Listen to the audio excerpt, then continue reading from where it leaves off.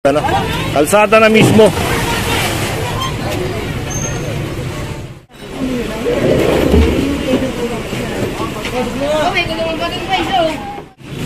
Yan ha, nag-announce na si sir kung meron may-ari o wala. Walang may-ari!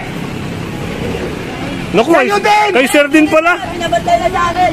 Ang tibay mo naman, ganito na lang. Pakuha mo na sa ortig. Ito mga kasama, no? Pupuntahan lang natin yung isang lugar dito kung saan nga doon ipapareceive yung coordination paper. At kung mapapansin nyo, parang makipot yung kalye rito. Tapos doon sa dinaanan natin kanina, merong naka-double parking.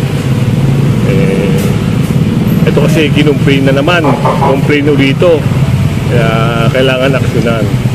Lahat po ng mga operation natin ngayon ay kadalasan tinatawag sa hotline o minsan presidential complaint galing ng Malacanang. So kung kayo may ipapa-operate, pwede naman po kayong mag-email o tumawag kayo sa hotline ng MMDA para sa ipapa-clear nyo o ipapa-operate nyo. So sunod lang tayo para naman mahantungan nyo kung ano yung pag-uusap dito. Yan mga kasama, at muli nandito tayo sa may barangay hall ng Barangay Damayan para nga dito sa coordination na ihain nila para sa clearing operation. So sana makapasok tayo sa loob, no, para may cover din natin kung ano yung mga pag-uusap. Try natin, no. Kasi wala nung yun, pinagbigyan. Alin side? Dito po, sa part ng basketball court. Yung simula po sa COL hanggang sa may tenement is dito side. Oo, dito. Tapos yung kabila. So yung kabila, definitely, yun ang titikita ng lahat na yan. Ginawan kayo lang na. Kasi yun ang pagbigyan na kami ng ano naman. Parang regular na hindi ma-underman sa one side lang. So ang ticket yung kabila. Kahit yun na lang. So ayun, nandito nga tayo, no? At nagipag-coordinate sila sa Richard pati sa Reveles para sa operation. Kaya nakikipag-coordinate kami sa barangay para malaman din namin ang lista. Kami sir sa sidewalk clear. Kung may mga obstruction sa bangketa, tatanggalin na rin natin. Kaya kung may nangyayari, papapasok natin. Sidewalk naman. Illegal parking po yun. Kung hindi naman, may kukumpis kayo na natin. So yun. Sa inyo, West Riverside. Yun. So West Riverside pala yung exact location. Kaya kung may mga obstruction sa bangketa, papapasok natin sa kanila kung personal kailangan gamit. Pero kung hindi naman, wala naman silang paglalagyan, kakandali po natin. Mas maganda kung may papasok sa Ayun, napaliwanag na rin ni Sir Richard sa kanila kung halimbawa maraming naka-obstruction sa sidewalk, i-correct. Pero kung halimbawa naman na talagang ayaw nila alisin, yun, sasakay po, kukumpiskahin. So yun ang pag-uusap dito. Yun, pinapareceive lang Sir Veles yung coordination paper. Okay, titikita na natin yung kabila. Yung kabila, parang inauthorize yun naman na magamit for the meantime as one-side parking. Kaso lang, hindi natin po compromise yung kabila. Kasi pag parehas na may parking yan, roadblock na po tawag yan. So hindi naman tayo mapayag. So titikita natin yung kabila.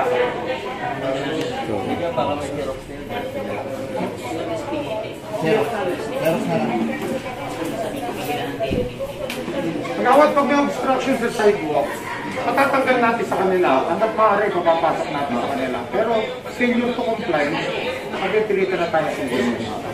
Pero maganda ipasok nila para permanent solution tayo. Ayun ang gusto kasi ng MMDA makasama, yung permanent solution. Nakasama pala natin si Kagawad. Na-rest na rin naman namin kung tayo. Natanggal na talaga yung Pero maganda rin, tapusin nyo yung ordinance nyo. Kung effective yung one-side parking, tuloy. Hindi naman. Sobrang dami sasakyan. Okay, pero Ang problema namin, kaya dito, hindi namin pinapayagan kumukuha ng sasakyan na kumukuha ng permit.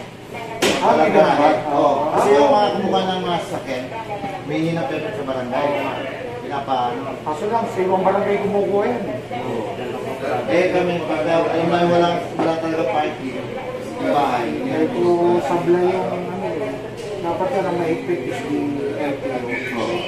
Kaya kung talagang nakasama. Kasi iba, sa teacher, ibang bahay din. Kaya na, Complain kasi nila doon, tuloy nga daw yan. May ginagawa na naman, may dahil doon sa parking ka. Kaya tuloy. kasi ang part dapat Kung buksan na natin parehas, kasawan.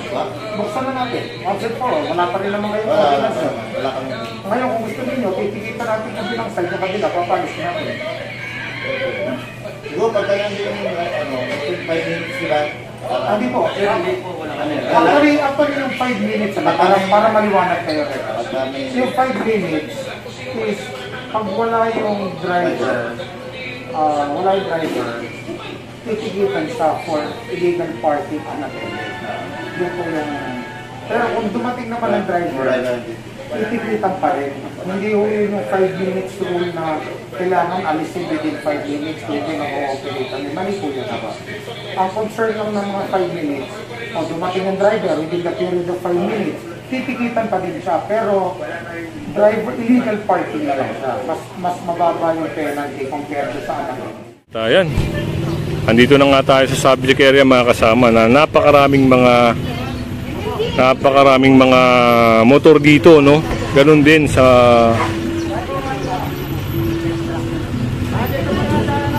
parang one side parking, sir.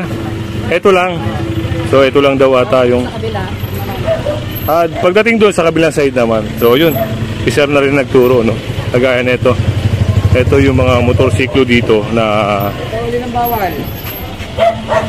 napakaraming motorsiklo dito. Kagaya nito yung tikita na.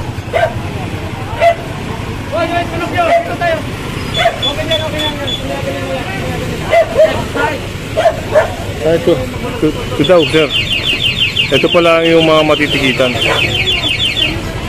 At dito naman, ngayon may mga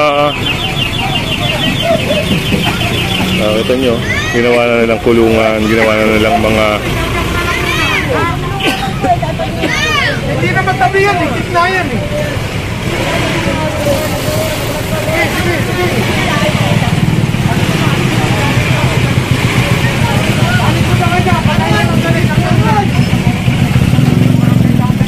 napakarami. Oo nga naman sir, talagang napakaraming obstruction dito sa lugar na to.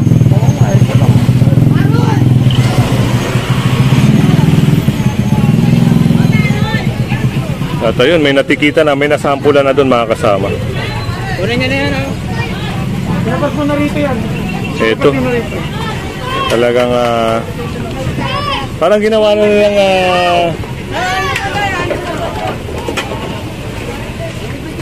dito na sila nagninegosyo, no, sa kalsada na.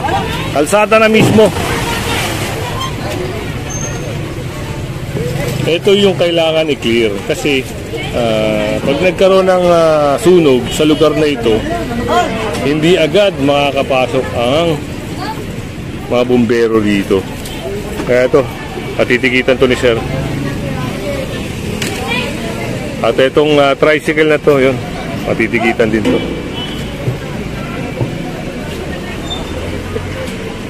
Ito, daming mga kalapate rito. Ito ang kailangan alisin.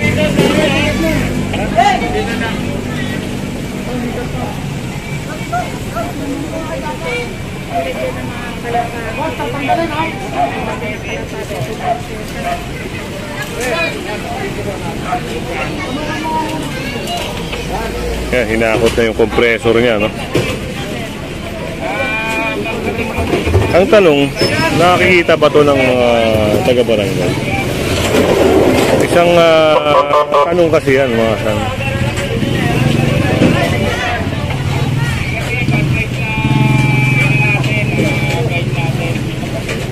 Ngayon, dito rin, meron ding pagbabaklas dito.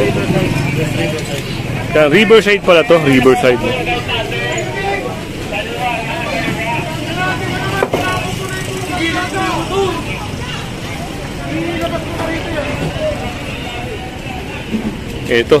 Ito yung mga sinasabi ko. Pag hindi to kinuha, kukumpiskahin to mga kasama. Lalo na, yan, yung mga kalapate na yan, sir, no, pwede i-donate to, no, sir? Oo, do-donate natin sa wildlife yan. Yun, sa inyo. Hindi ka talaga basta-basta makakapasok dahil nga ang daming nakabalandra. Kaya doon sa area na yun, marami ring natikitan doon, marami ring tinitikitan.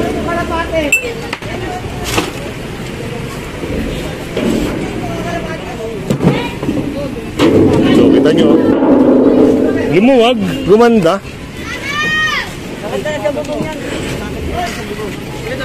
Sinasakot ko yung buong tayo.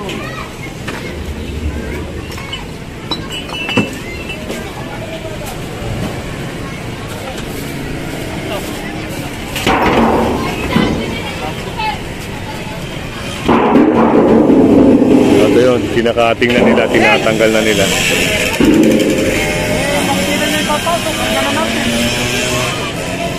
Papasukan ka ba? Baka wala ka naman papasukan doon. Sige, may papasukan daw siya. Ang nakakano lang doon, meron siya negosyo dito, tapos yung mga kalapate niya nandito rin.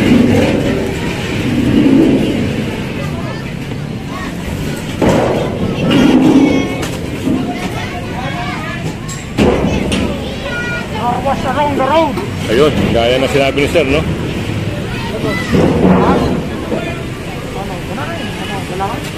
Kaya rin siguro hindi maalis-alis yung mga pagbabaano rito pag dami ng tubig dahil dito nga sila nagpapalinis.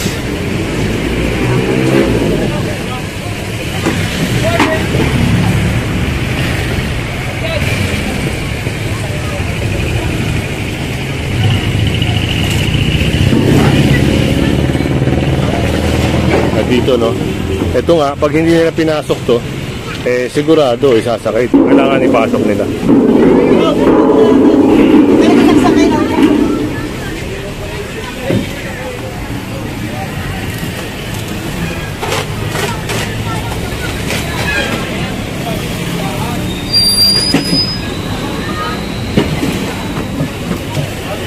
Ayun, baka may sakay na yun. Ayun, sinakay na nga. Ayun, yung mga lagay na yun. Sasakay na rin. Ayun, parang ano, pinagkakasya nila sa loob, no?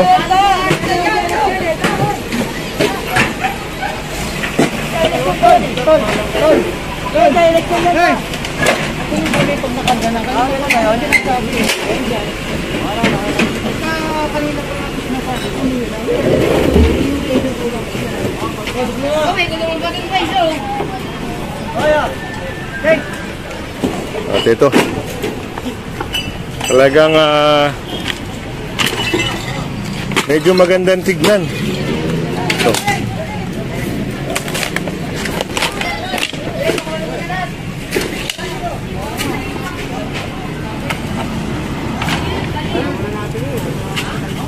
Anong mayari? Ayun, tinanong na kung may may-ari o wala, ano? Dahil kung wala, yan mga kasama, papasakayan. Yan ha, nag-announce na si sir kung meron may-ari o wala. Anong mayari? Naku, kay sir din pala. Ang tibay mo naman, ganito na lang, pakuha mo na sa Ortigas. Parang hindi na ako naniniwala, lahat na ikaw mayari. Doon na lang, dadali ko sa Ortigas, pakuha mo na lang doon sa ano ha. O yun, kagaya nito. Dahil halos lahat pala ng mga nakalagay si sir ang may-ari. Kaya ito, sa Ortigas na ito dadalhin. Kunin na lang din kami Ortigas. Hindi talaga mayari eh.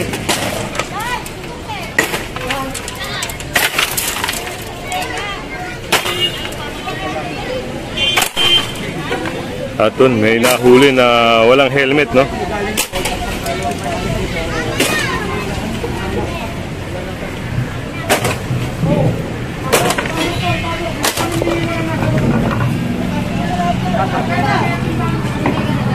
Pati yung mga tindahan nila rito, no? Kailangan alisin nila.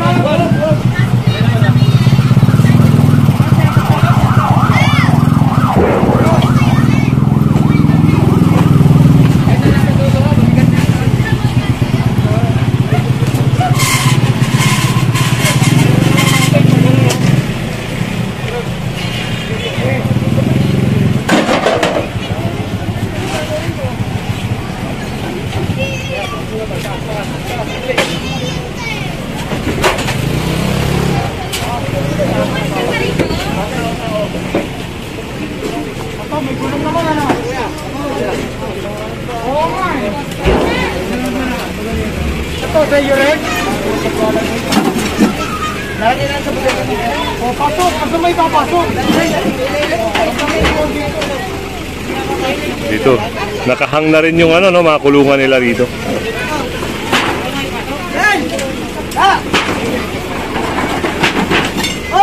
Pagmalasakitan nyo na.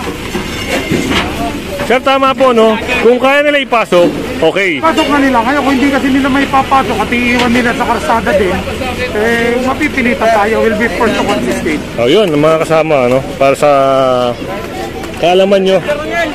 Dahil nga parang merong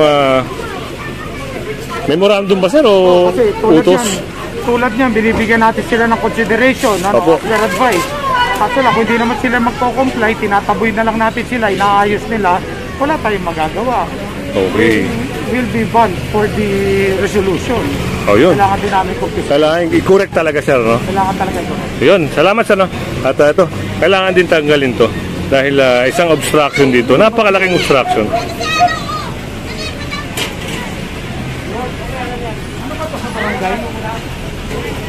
Sa barangay yan, naglagay dyan. Naglagay dito sa barangay. Barangay? Dito. Dito naglagay. Walang naglagay? Paano napunta yan yan? Buo lang po namin. Ha? Buo lang po namin. Binuo nyo lang. Pakitanggal din natin. Ilipat natin sa tama.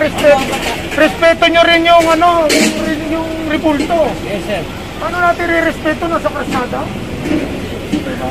Tama rin natin. Sabi kayo lang naglagay niyan. Dapat sa looban yan.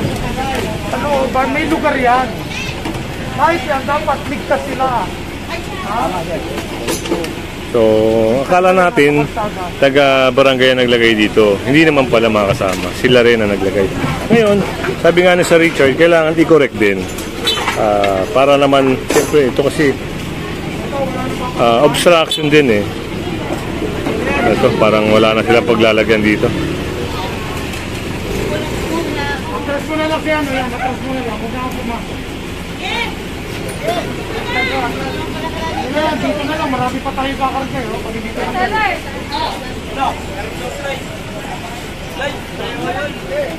Atras na lang. Dito na lang. Marami pa tayo kakargay. Pag hindi na pinasok.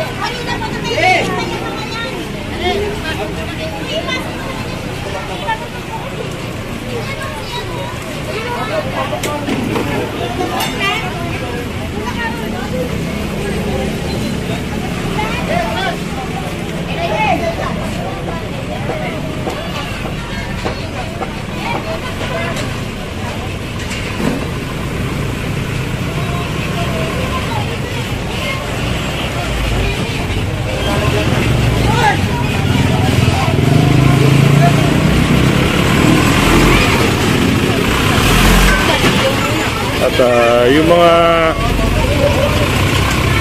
yung mga nakaparado doon ay natikita na rin. Ito yung kuryente na nila. Doon, connection nila. Hindi ko lang alam kung legal yan, no? Ang isang napakadelikado, no?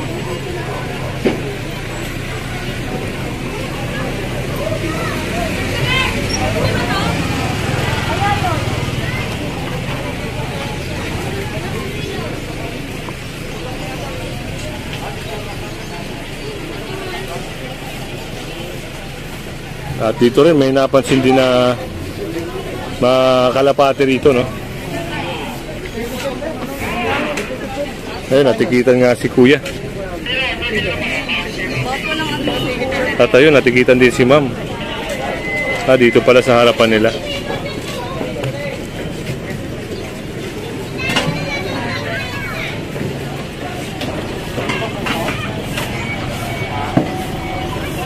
Dito may tinitibag na rin na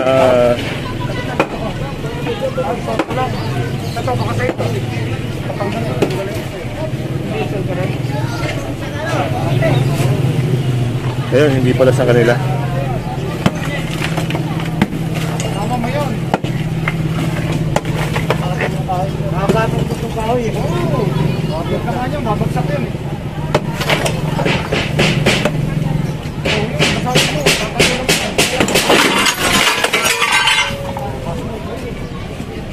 Diba, tama naman.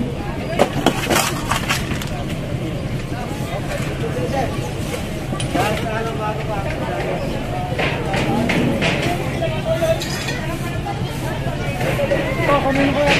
Ito. Abra.